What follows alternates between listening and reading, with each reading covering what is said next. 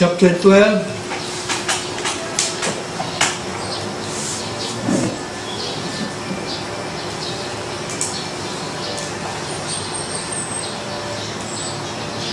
Huwag atong basahon ang verse 9. So, dito mag-concentrate. Although series of sermons ni sa ka-text. Pero, dito lang sa atas sa part 1. Yung pa ni Paul, let love be without hypocrisy, abhor what is evil, cling to what is good. Okay, so mao ni ang pulong nga gihisgutan ug mao ni ang pulong sa Ginoo para kanato karon. Ato nang nakita ang first mga chapters sa Romans naghisgot about very solid doctrinal statement ni Apostol Pablo, di ba? About the gospel, about justification. O makita nato gikan sa diri na nga mga chapter na naghisgot ni about more of application. Sa verse 12, nagaingon siya din nga i-offer ninyo inyong lawas, ang inyong mind as holy sacrifice nga to sa Ginoo. Diba sa Romans chapter 1, Romans 12:1.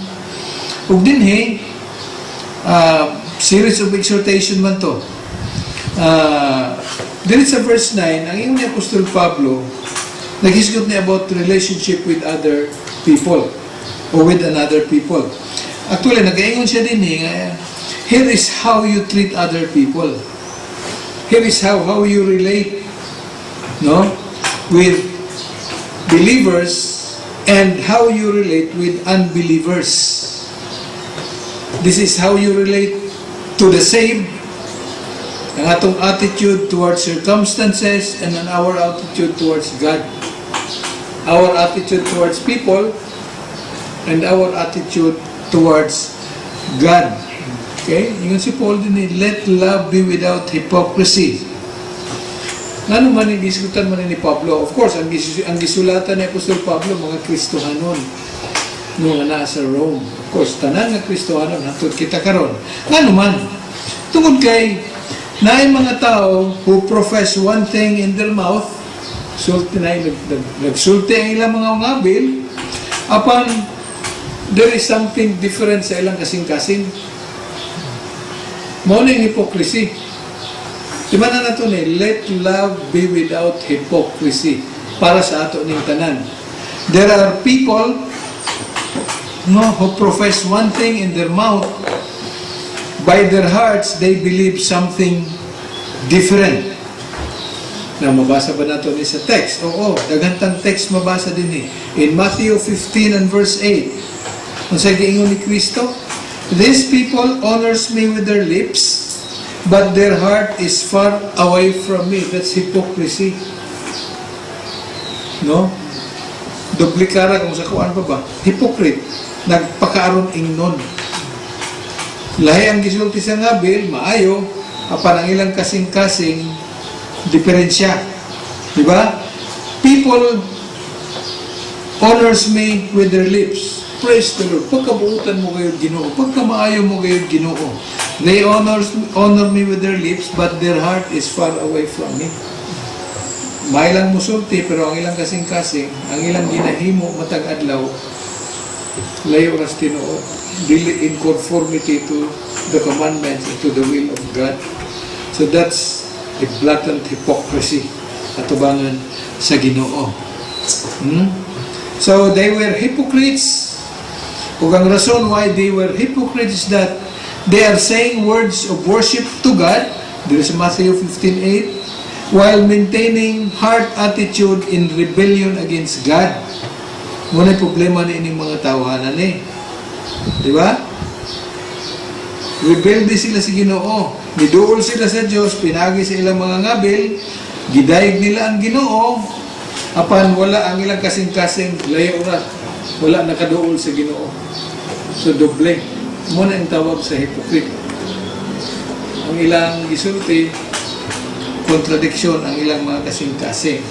Kung dili lang si Jesus ang nagsulti niini, pati si Prophet Ezekiel in Ezekiel 33:31, Kung basahon, they come to you as people come, and sit before you as my people, and hear your words, but they do not do them. For they do the lustful desires expressed by their mouth, and their heart goes after their gain.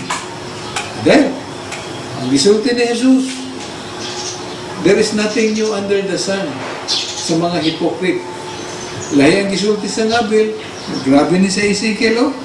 They come as people, they sit before you as my people and hear the words. Of course, as my people.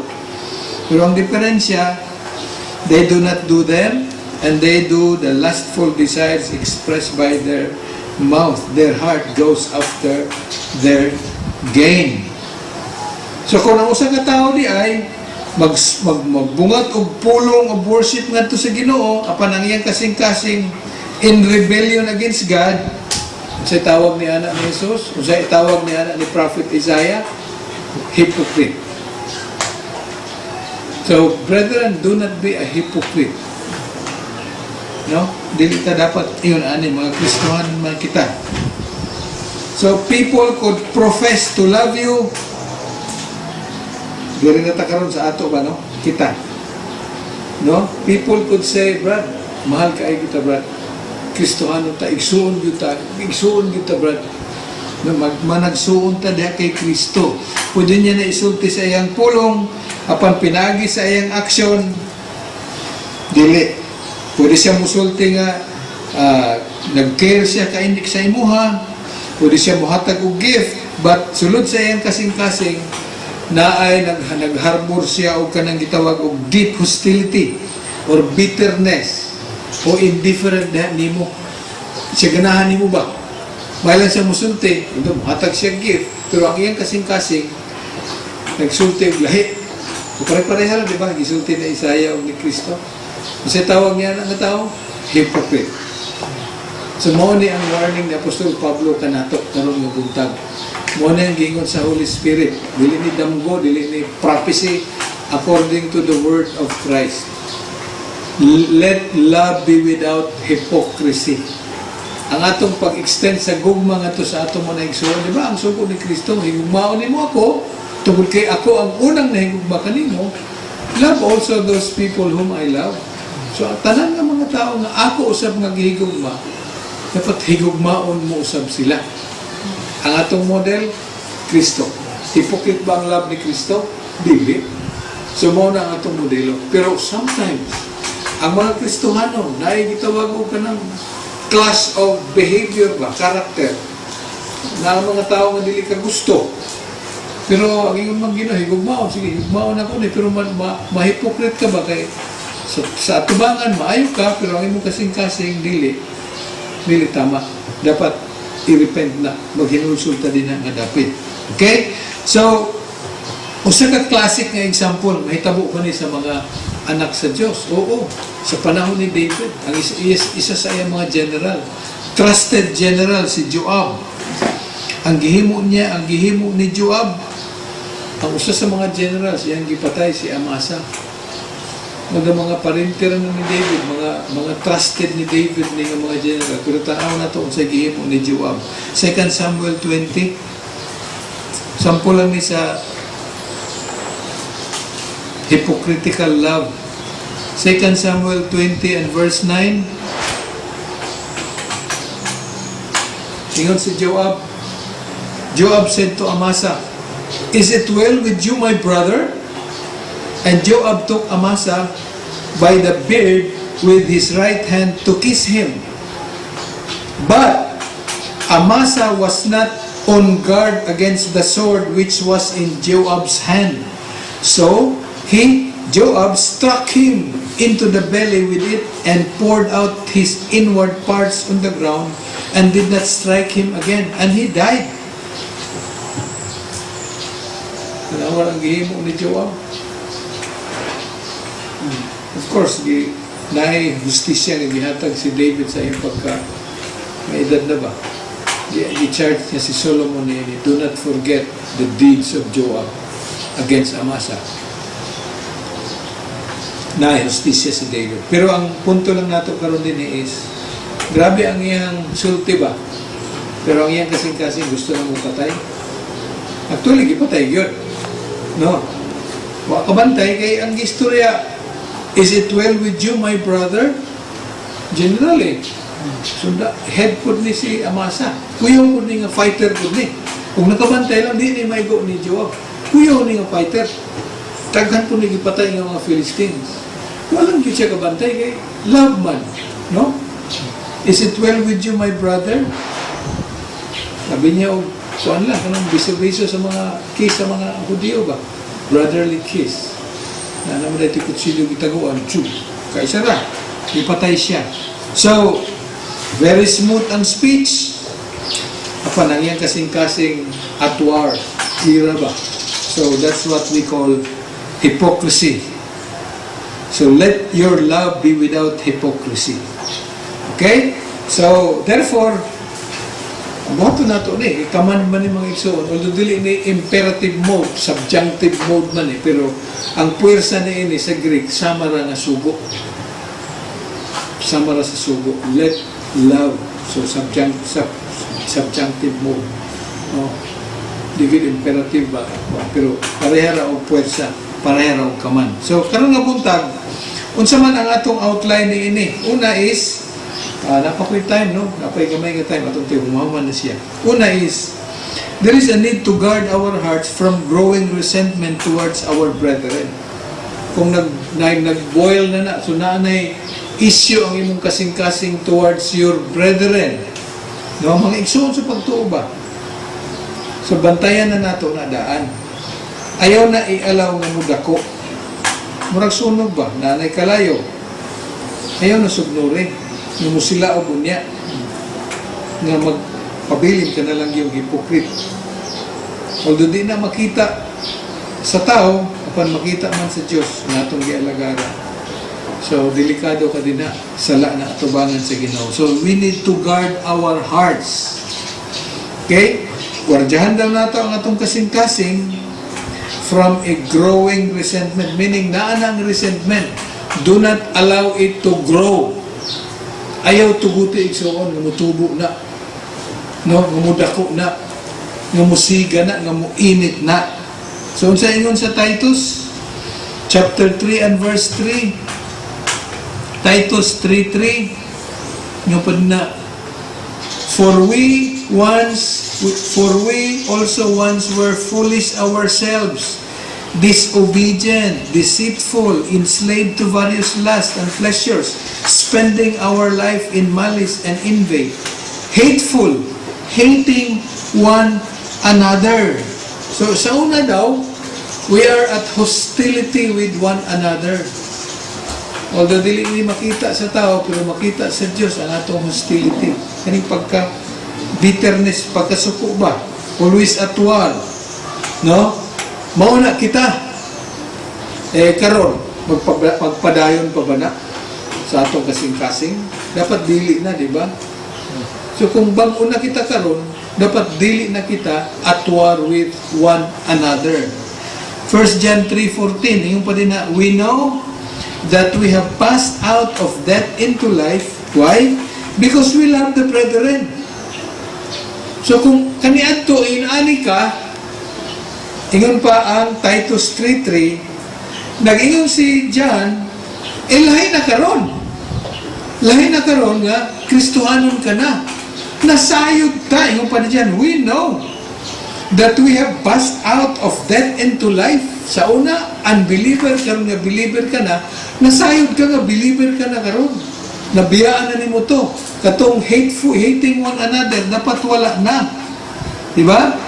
Because, dili ka na nag-hate of brethren, kundi nahigugma, we love the brethren.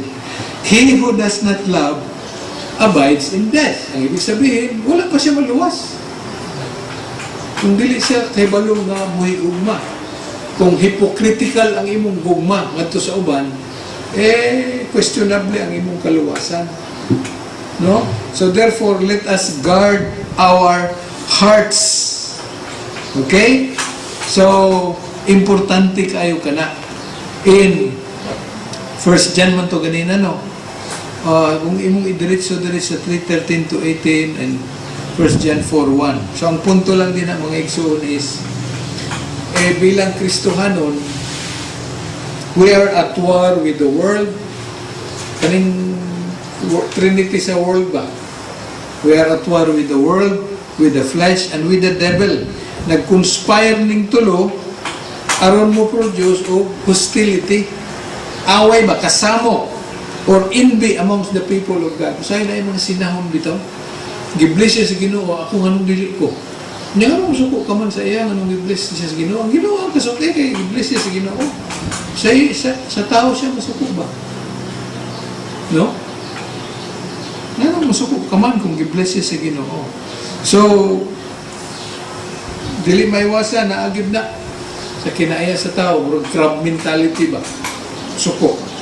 So, kinahanglan pa siya mutubo sa iyang pagtuo, kinahanglan bantayan gid niya ang iyang kasing-kasing. Okay, guard your heart against sa influensya ni ining Trinity sa kalibutan. The devil, the world, and yourself mismo. No, kung saan na din na sa kasing-kasing. Okay? So, guard your heart. Kung na yung mga disunity, no? So, in 1 Corinthians 13:5, love thinks no evil. So, ayun na pag-una-una og dautan sa uban. So, undangan na ng pagduda nga, di man napinudan na yung iya. Ang imong yung, ang atog yung default about sa gihimo sa imong igsoon is maayo ni iyang gihimo tungod kay igsoon mi sa pagtuo.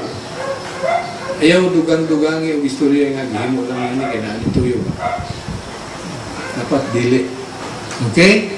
So, ang Ginoo, ang tao, inaani ra ba kita, no? So, ingon pa ang 1 Samuel 16:7, for man looks at the outward appearance, but the Lord looks at the heart. Di man nato makita ang kasing-kasing sa tao. Ang Ginoo makakita siya. Muna kung membro siya sa iglesia, Kristohanon gid siya, nga makaingon ka gid Kristohanon eh. Ayaw pag himo-himo og sariling pananaw ba nga mo daya tuyo ba. Although speculation lang na nimo, tagna lang na nimo ba. Kana bang tao nga makadungog sa statement niya, siya mo interpret sa statement sa tao? Niya mo na ito'y tama, ang iyaha. Ayaw. Siya na pasultiyaw sa iyang ipasabot sa iyang statement. Ayaw, ikaw. Anong ikaw man mo interpret sa iyang statement na siya man ang nagsulti? Dagang tao inana.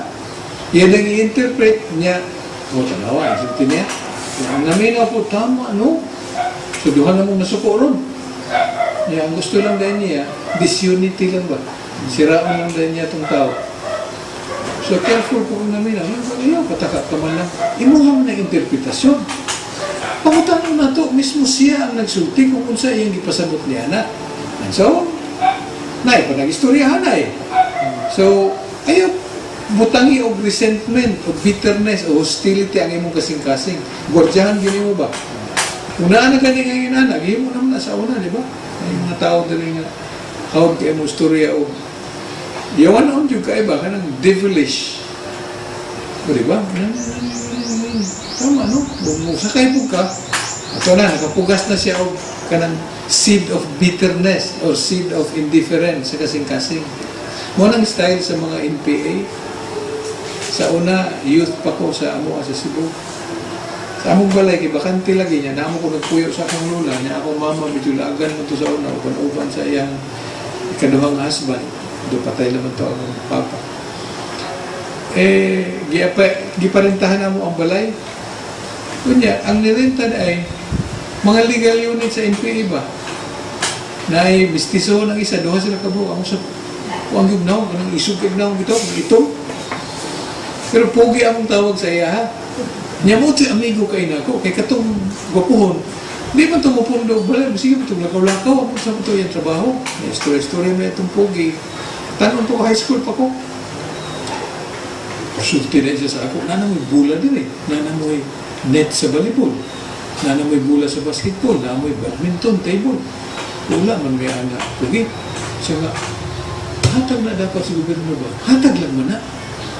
ilaman ang trabaho ng mga hatag sa ito. Ha? Kinunay na. Siyo. Igunsugod na turon, kaya kung sumuli na itong gobyerno, no? Ano ba, magpugas o kanang magpugas lang kita o liso nga masuko ka ba? Hantod, niabot itong panahon nga, niadto na yung DSW dito sa mga youth, sa amo. Niya nasa sa likod, pumunta na. Inaani, dagan ko itong isa, ako dito namilaw naman ko. Pero na siya runner ba niya, pumunta na, pangutanon. Basta singot-singot itong taga-DSWD, uy. Kaya nga nang way bula, nga nang way mga sports, kanang mga facilities bitaw. Ang kutanawa na gini mga tawanan eh. Although, tinuod siguro, nga na eh, pero dili ingon nga, muhimo ka o gira sa kasing-kasing ba? Muhimo niyang rebuildi ang mga batan-on. Basta itong tawanan niya, kaya na-issue man to siya. Nawala lang kalit sa balay, wala mo mabayad. Dili na ko sa Davao, pila na katuig. Nakita na ko siya sa Agdauting. Wala, si Pugi man yun. Akong gitawag ba, Pugi, huwag mo tagad sa ako, nilakaw dito. Hindi, mo gito. Oo, pila na ito katuig nila ba? Nakita na ko siya sa Agdaw, Davao na po. So, mo na yung style sa uban ng mga tao nga na ay mali nga motibo ba, na ay kasuko sa uban, nga gusto kanya dalhon, maghimo siya istorya. Ginagmay lang na primero. Na yung mga hawd, di ba? Pero ito, nakatesting na ta, at least, salamat sa Ginoo, ipa-experience ta na ni Ana. Kung saan pag kanang pugas o liso sa indifference o bitterness, ginagmay lang na. O, tanaw. So, yun na.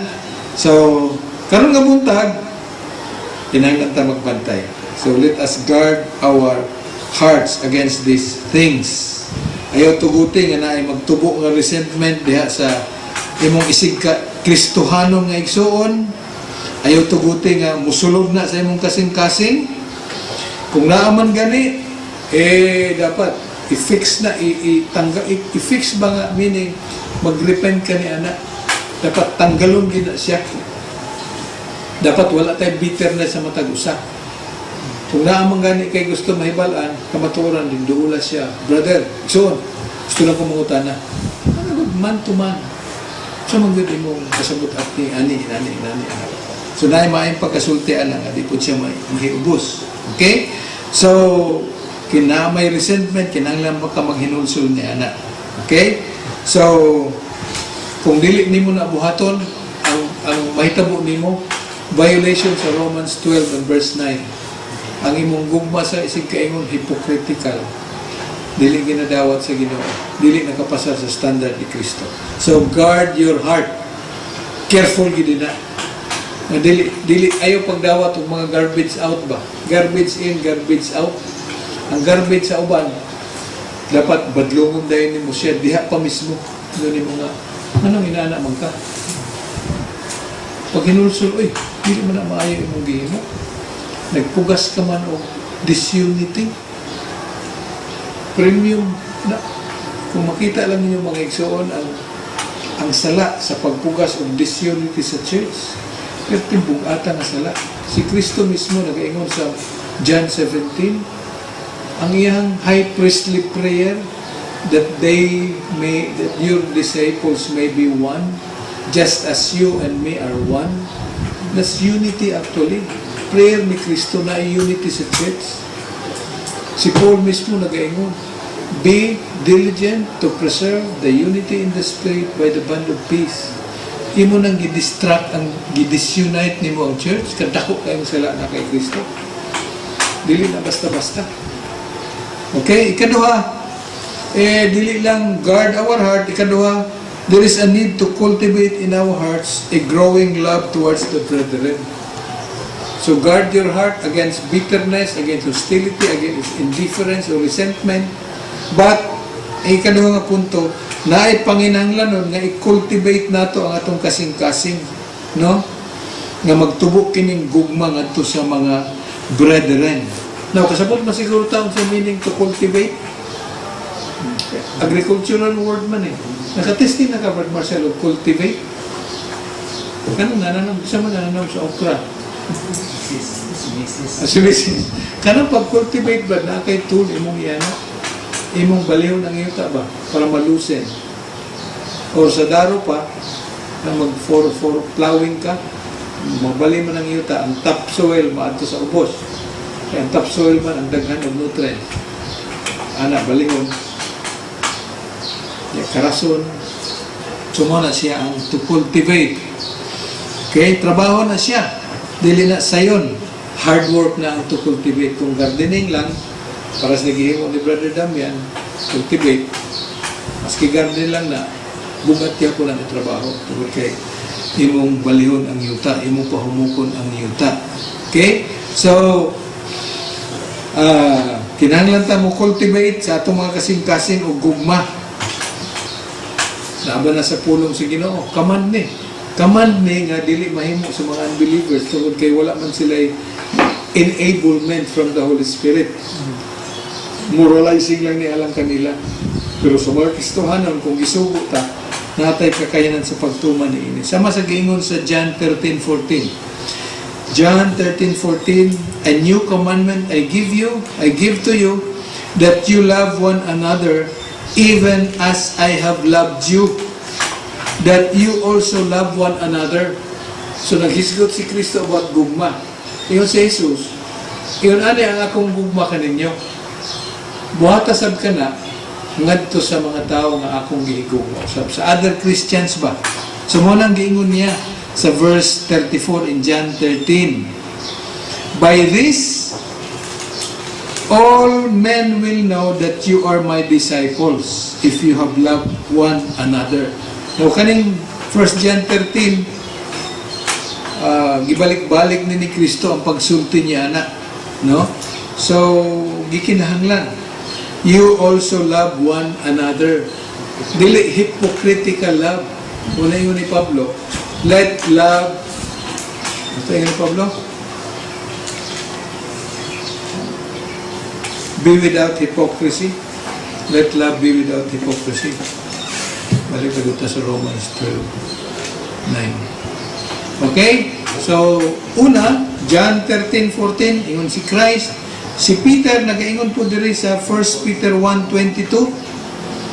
Command yun siya. Nasa imperative mode. Fervently love one another from the heart. So, dili lang sa pulong. Assumption din sa pulong po. Sa buhat po, o sa heart po. No? So, fervently love one another from the heart. 1 Peter 4:8, above all, keep fervent in your love for one another. Keep fervent. Mainiton gyud ang inyong gugma sa matag usa. Why? Ingon si Peter, because love covers a multitude of sins. Naay mga sala sa tao, mga weakness sa tao nga dili na kinahanglan nimo padakoon bitaw ka ng nitpicking in pa sa English. Gagmay lang kaayo nga weakness sa tao yung padakoon. Apan matabunan lang sa gugma.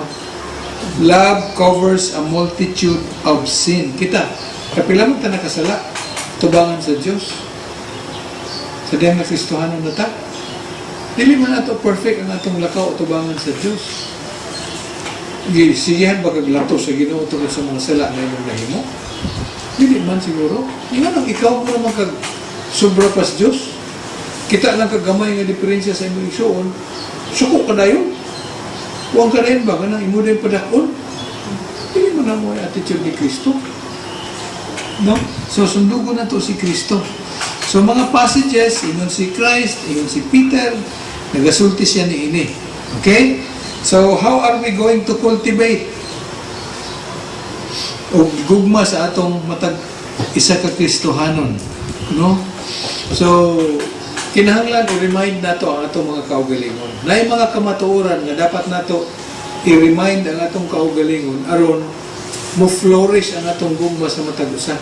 Ha? So, unsa man ning mga reminders nga giingon sa Biblia aron ang atong gugma dili hypocritical, dili hypocrisy ba nga lahi ang aksyon, ang sulod yung gabor si Joab kay Amasa. Una is sila usab gihigugma sa Dios. So mao nang attitude nato. Remember, dili lang ikaw ang gihigugma. Katong tao nga isa nga imong giharboran og kapungot, Kristohanon gihigugma pud siya sa Ginoo. So una, i-remind na, namatay ang Diyos ngadto kaniya. Therefore, kung gihigugma siya sa Diyos, kung si Kristo namatay usab alang kaniya, so naay panginahanglan nga imo siyang gihigmaon. Maski unsa man ang iyang mga faults, ang iyang mga weaknesses, higugmaa ang tanan nga gihigugma ni Kristo. Okay? So John 13:1. Si Kristo, ang kung basahon ang John 13:1.